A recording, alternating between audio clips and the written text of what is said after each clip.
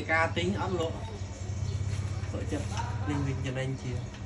này mấy chiangកំពុងតែរៀបចំបញ្ចប់គម្រោងបាទកំពុងតែរៀបចំទូ server ដែលគេហៅថាទូ rack ហ្នឹងហើយបាទជួយបាទណា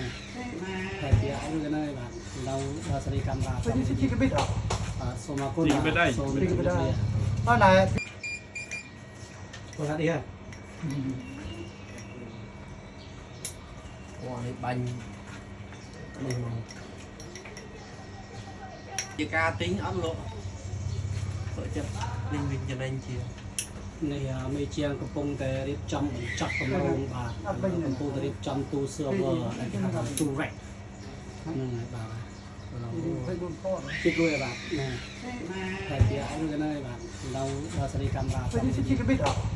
សូមអរគុណសូមរីករាយអរណាបងថាឌីហ៎ này bánh này mà